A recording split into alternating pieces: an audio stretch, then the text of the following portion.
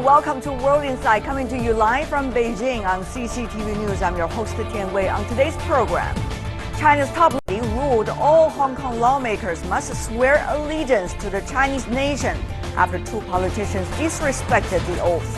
What's the influence of this interpretation?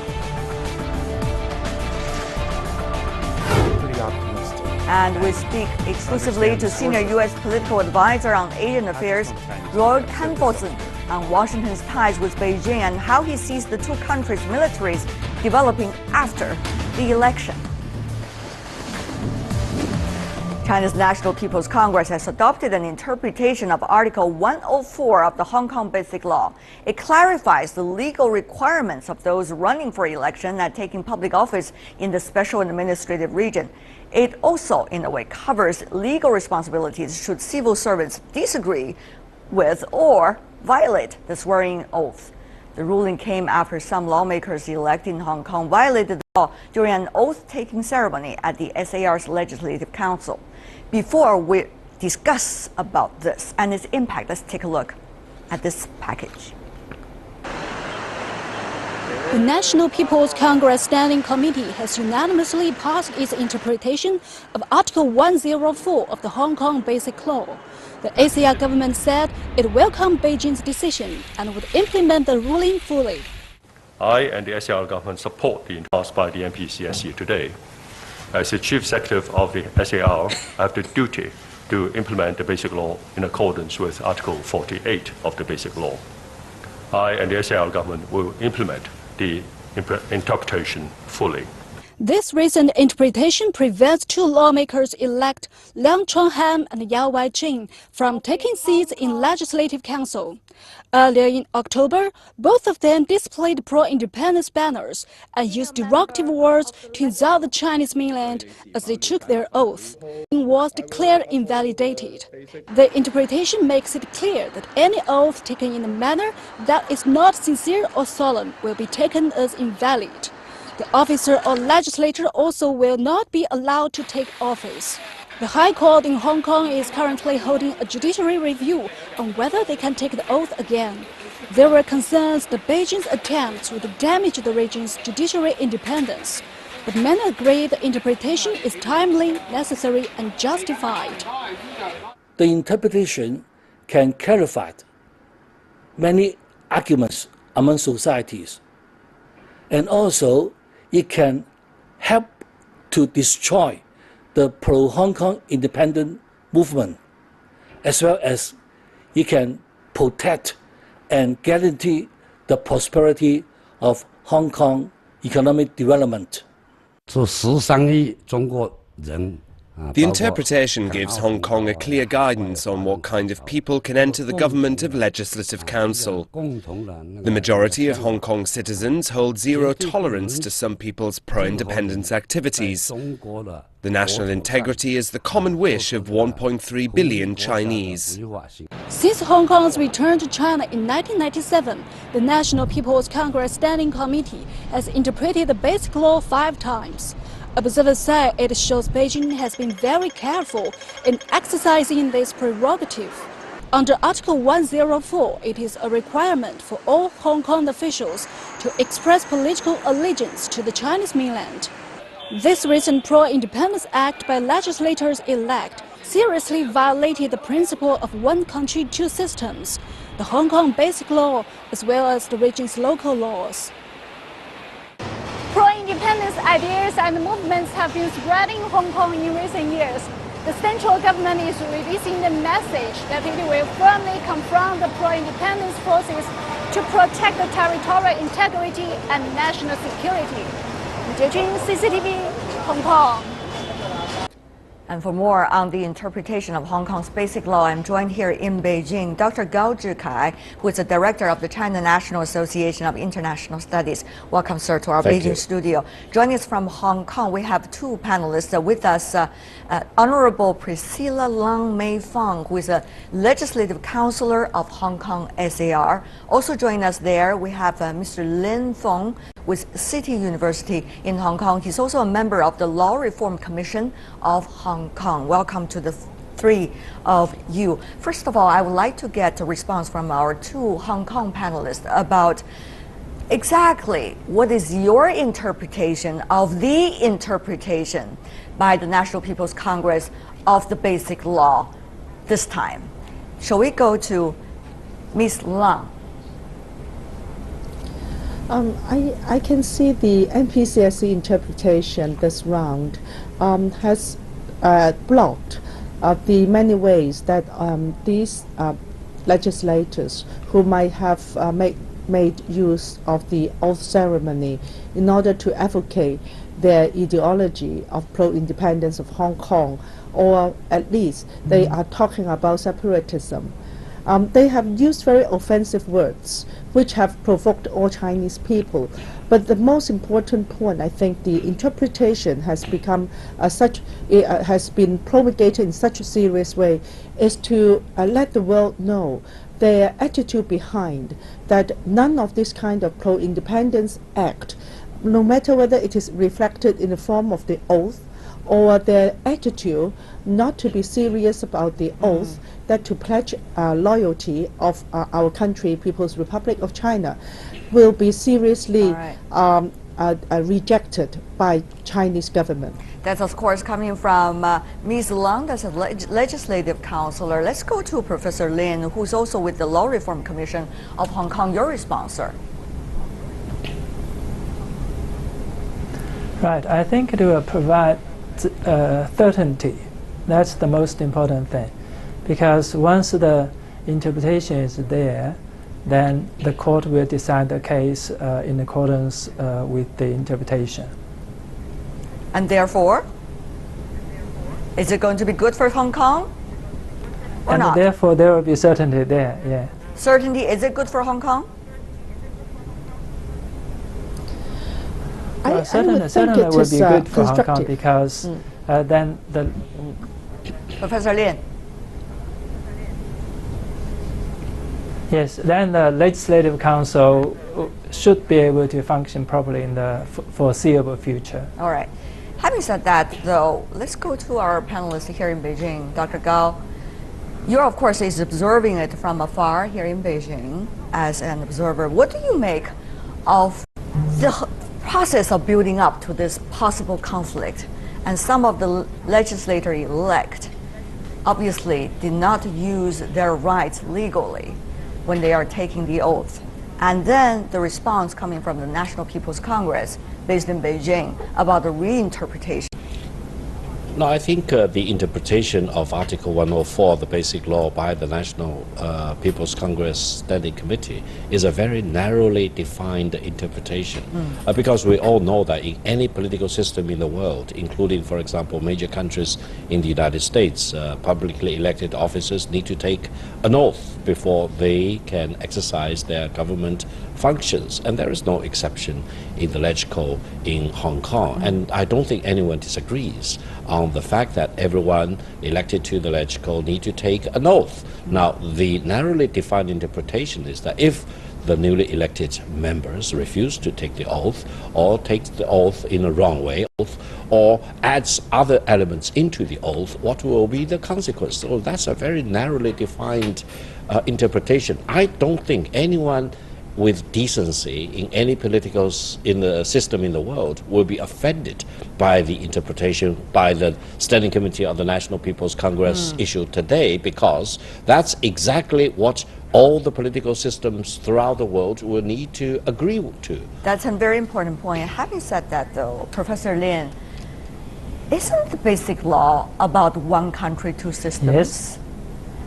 And how could legislator-elect, when they became legislator-elect, in public, deny what they subscribed to officially if they could ever become legislator-elect? This is quite a strange phenomenon, I would say, to many of those who observe from afar. You were elected because you up to the Basic Law. You're the legislator, and yet during the oath, you're going against the Basic Law, against the principles you are being elected. That's just a little bit weird, to say the least. Professor Lin, help us to understand what's really behind this. And why do we need to have interpretations like this? Do we have to amend the basic law all the time because somebody else is making, once again, another mistake against the very principle they're being elected into the political office? Professor Lin, help us understand this. Right. Right. Okay. Here it's a bit complicated, I think, because of the history in Hong Kong. We're not amending the basic law. The MPCSC is actually interpreting the basic law, particularly Article 104, to give it a specific meaning. Because previously, if you look at the, or put it this way, that in Hong Kong or some of them may have a misunderstanding of that article and also the consequences for violation of that article. So now that has been clarified by the MPCSC. So according to the Chinese Constitution and also the Basic Law and also our Court of Final Appeal, once an interpretation is given by the MPCSC, Hong Kong courts need to follow the interpretation. All right. You help us to understand maybe the events related to that within a few months. But Ms. Leung, could you help us to understand it with even a bigger retrospect? How could it happen? I mean, in Hong Kong, the basic principle is about one country plus two systems. And how could someone become a politician without accepting this principle as a whole? It's beyond interpretation to who understand there is a basic law and the basic law is principle. Yeah, that's what I do think that now the present situation of Hong Kong needed the MPCSC interpretation, which in fact is telling the Hong Kong public the legislative intent of the basic law. In this present circumstances, Article 104, in fact, superficially is only talking about an oath.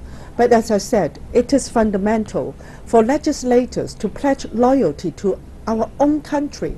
If they refuse, and they can, it's so difficult for them to take the oath in a solemn way. It actually is very coherent with their acts outside the Legislative Council, that actually they are advocating self-determination and pro-independence of Hong Kong, which is against one country, two system, and is damaging the interests of the whole Chinese people.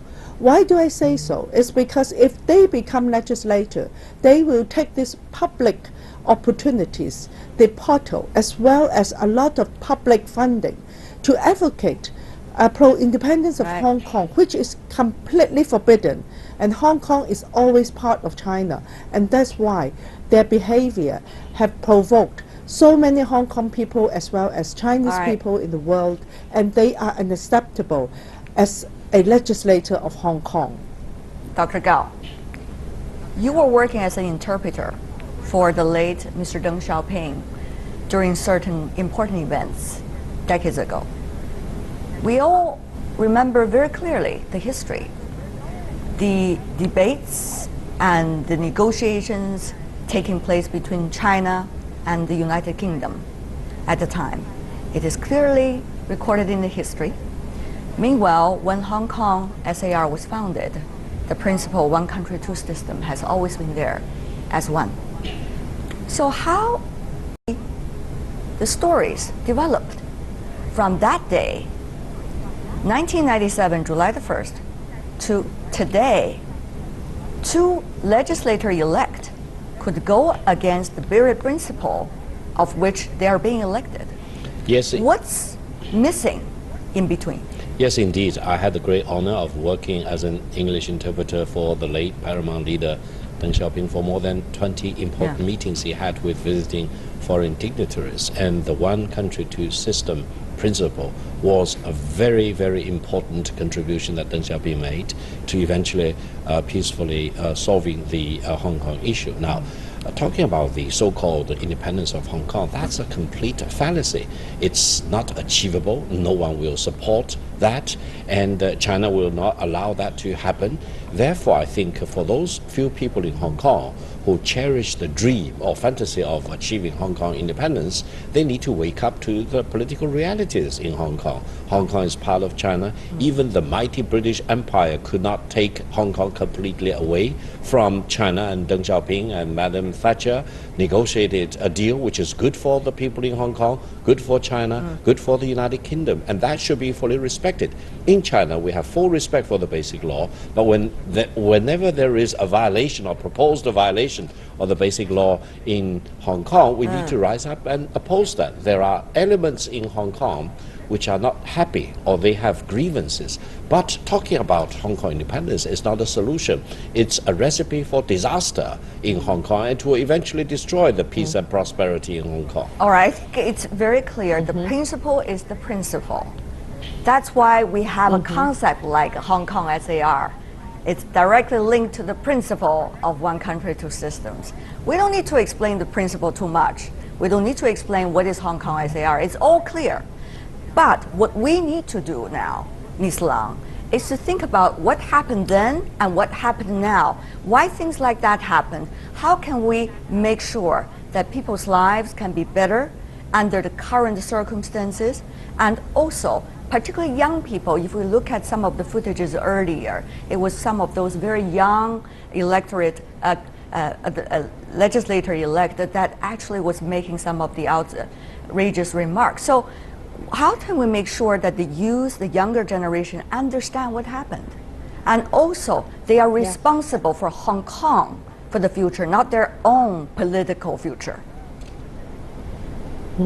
As a barrister also at Hong Kong, I truly believe that the education, both at the high school and the primary and secondary school, should really emphasize the education on basic law as well as our motherland. Because the education after the handover, I think we do not play enough emphasis, and young people seem to have this habit now that they got too spoiled in some circumstances politically, that they breach the law and they do not comply with procedures, and they think they can go through it just like that. So this is also a very typical example that two young persons, they think that if they have breached the law, which actually is required by the Oath Ordinance of Hong Kong, and they can breach it and they can use offensive word of China, and they think they can go through it and they can do anything. So this kind of attitude is quite dangerous and hazardous for the development of Hong Kong for the future generation. I truly think that we should come back to the rule of law of Hong Kong, which actually emphasize everyone to comply with the law, the basic law, as well as the legal practice, even in our daily life. Not just do everything they want, and they can breach one country, two system, and they think there should be no consequences. So that's why I think the MPCSC interpretation is useful. To tell them are legal and also political consequences to do any act that they have gone beyond the one country, two system and have breached the law. Okay, Professor Lin, I don't need you to further interpret what you have both you and Ms. Lang already indicated, but rather, under the current circumstances, there are disparities, wealth disparities in Hong Kong. There are concerns of growth opportunities for the future, jobs that are lost to some young people if they do not willing to take up whatever jobs that is available there. But these questions also remain in any society in a transformational period for our economy worldwide. So the question is, how can we make sure, just like people here on the mainland, also people in Hong Kong, also people elsewhere, not just look within their community, their small community, but beyond their community, to look at what's going on elsewhere in the world, and to understand the challenges as a whole, and be able to face the challenge with their own work, not just complaints. Those are very important debates going on around the world. How is Hong Kong carrying on with that debate? And what conclusions, even temporarily, being concluded or reached right now? I think for this issue, it's a sort of long journey to achieve the final result. And the essential thing for the young people is to help them to understand, particularly in this context, mainland China and also the world, and to let them realize that they're not unique, as you've said, and there are similar issues existing everywhere else. And I think the more they understand mainland China, the international world, and then they will become more tolerant. Right. And be able to appreciate what the country has done for Hong Kong. Our program is also being broadcast simultaneously in Hong Kong, Dr. Gao. This is a time, many say, many of those smart and outstanding in Hong Kong that are shining around the world. What advice, if you could provide for them, not just the young, but also many in Hong Kong, be able to go beyond their borders? Not only just in Hong Kong, but also here on the mainland, be able to go beyond their borders, beyond their communities, to reach out to Hong Kong, people in Hong Kong, and to elsewhere as well, not just focus on the little square in front of them. Well, I think for the general public in Hong Kong, especially the younger generation in Hong Kong, they really need to look at Hong Kong, look at our great motherland, China, in comparison with the rest of the world. Hong Kong, actually, by international standards and comparison, stands out in a very, very unique and important position. And people in Hong Kong, despite of all the difficulties and challenges, need to rise up to the occasion and reorient the economy and find new ways of growth. And try to become an enemy of the People's Republic of China is not a recipe. Try to advocate for Hong Kong independence is a recipe for disaster. Trying to be the enemy of anyone is not a recipe, I guess, for anything. I agree with Ms. Lam that they need to fully become aware of the legal consequences of their acts, both positive acts as well as negative acts, both legal acts as well as illegal acts. The legal consequences will be there to weigh their actions. It's not just about the interpretation of the basic law, what we are discussing today. It's really about what's behind it. And it really takes efforts for all of us to move beyond it to the real issues. Thank you so much, Victor Gao, Leng Meifeng, and Lin Feng. Really appreciate the three of you for being with us. Thank you so much. Thank you. You're watching World Insight with me, Tian Wei, still to come on our program. Roy Kamphausen is director of Washington's National Bureau of Asian Research. He gave us his opinion on the state of U.S. ties with China, particularly from the military aspect, and even what's going to be between the militaries after the election.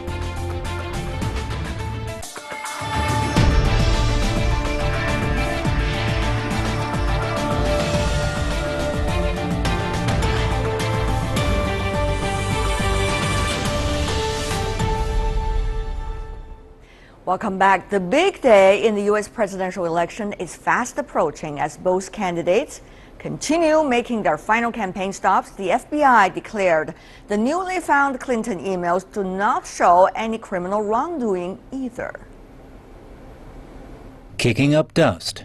On Sunday afternoon, with a day and a half left before polls open in the presidential election, FBI Director James Comey said no evidence of criminality had been found in the latest batch of Clinton emails examined by the agency.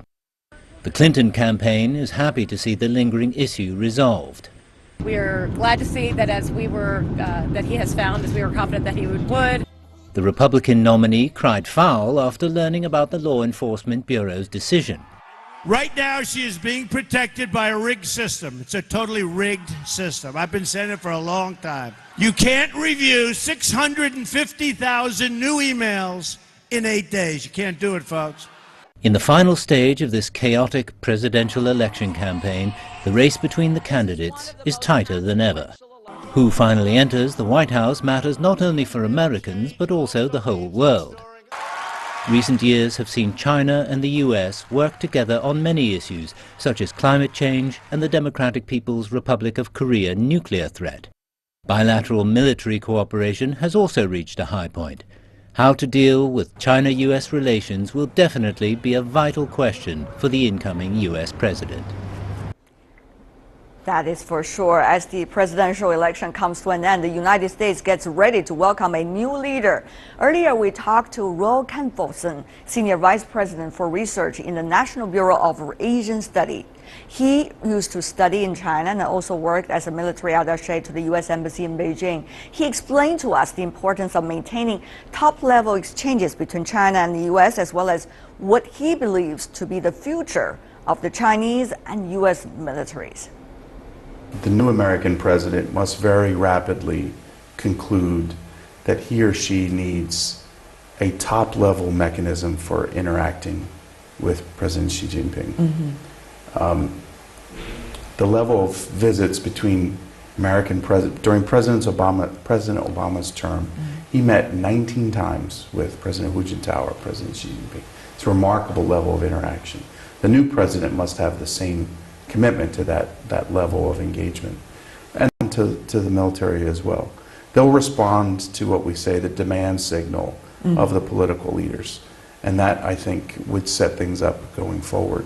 What we want to avoid is avoiding surprises that would appear to test a new leader in the United States. That would be a bad place from which a new administration would get off potentially on the wrong foot, and so we hope the transition will be a smooth one, and that the existing processes will allow us to manage things through to that new level of engagement that they need to put in place. Is that mechanism still vulnerable?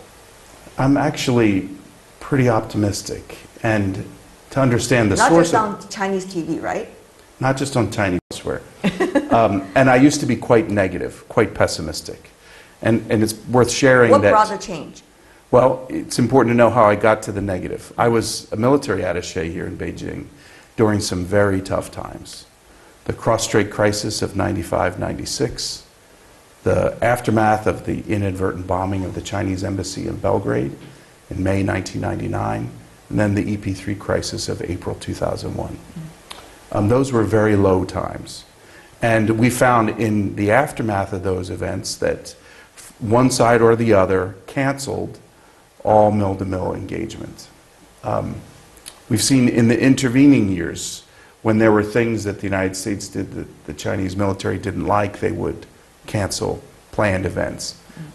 Things such as arms sales to Taiwan and perhaps some of the operating patterns. That's what China believes as the principal questions and issues. Yes. What we've seen in the last 2 years is that hasn't happened. November of last year, it was quite stunning to me that Admiral Harry Harris, commander of U.S. Pacific Command, was still welcome to China a few weeks after the freedom of navigation operation in the South China Sea. In the past, the Chinese side would have told their American counterparts and Admiral Harris, you know, it's bufang bien, it's not convenient for you to visit right now, and yet they still welcomed him. And it was a tough meeting, but he still came. Similarly, this year, in late June, the U.S. Chief of Naval Operations was due to visit China and meet with Admiral Wu Shengli. In advance of the arbitral decision on July 12th, the Chinese side said it's probably not a good time for you to visit. And so the visit was postponed.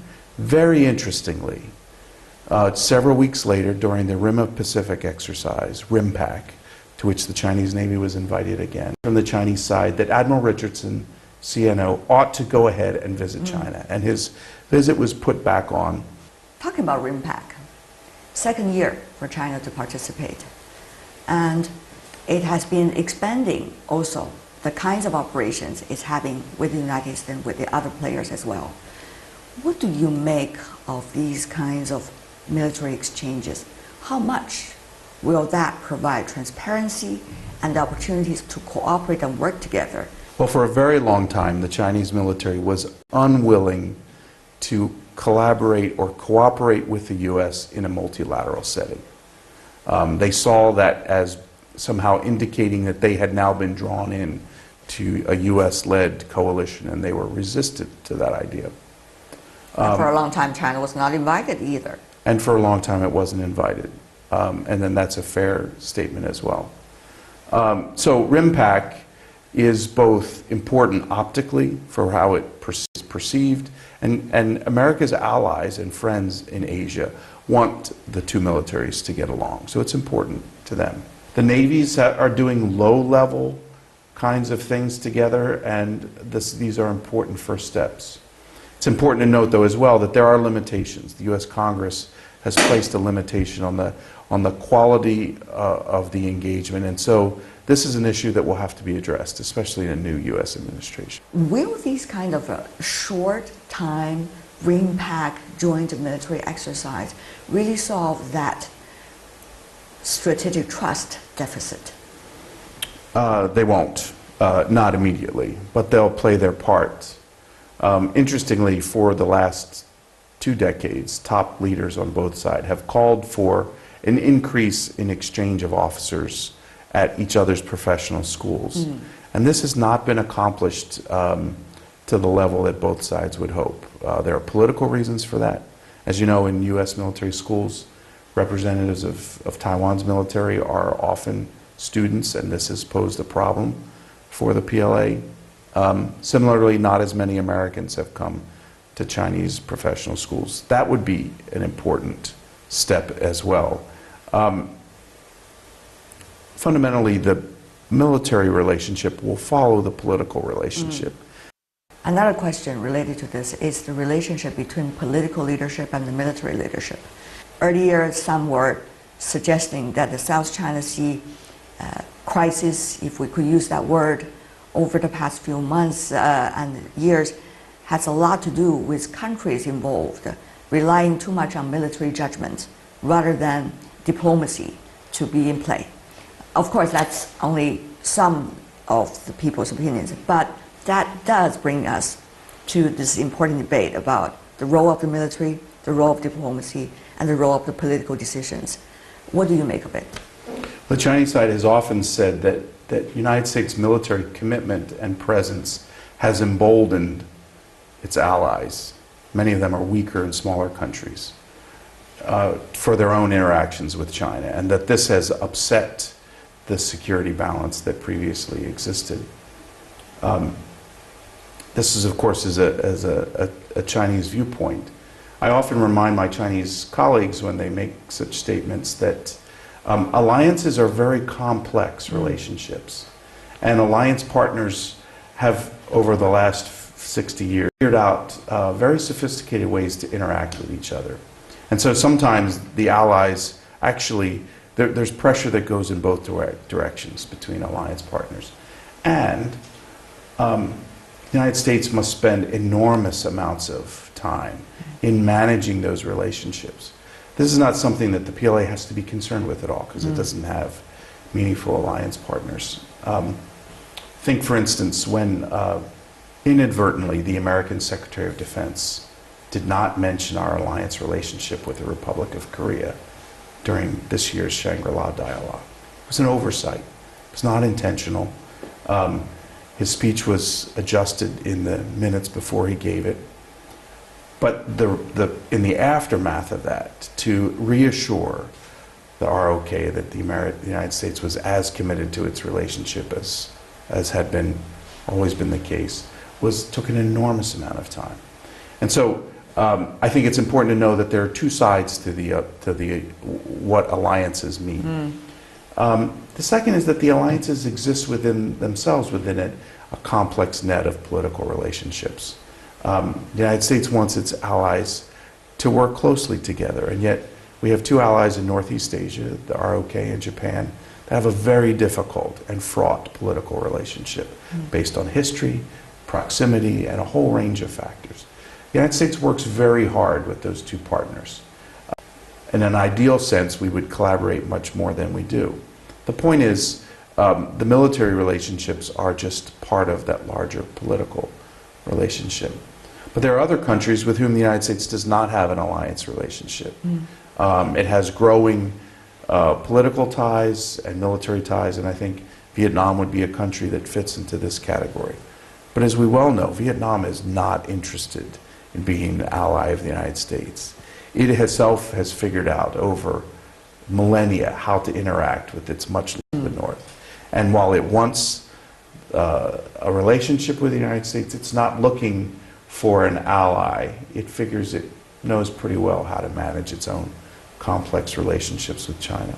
And so I think we should understand these things within the really complex net that they are a part of. And it also has a lot to do with what the U.S. military aspires to be in the future. Right. As the world changes, as we see the power shifts. Well, likewise, an important question. The U.S. military believes it has a role to be globally responsive to crises wherever they might occur, anywhere in the world. Right. And it has adopted a way of operating that allows it to do that. It has patterns of operation in peacetime which support how it operates during crisis. And part of those can result in tensions, especially with China, especially within the first island chain or near to the coast of China. U.S. Navy has long operated there in ways that the United States believes are fully in keeping with United Nations Convention on Law of the Sea. But China has its own ideas, and these have resulted in some tensions between the two. It's important to note, though, that, as I mentioned at the outset, that the U.S. sees itself as a global military.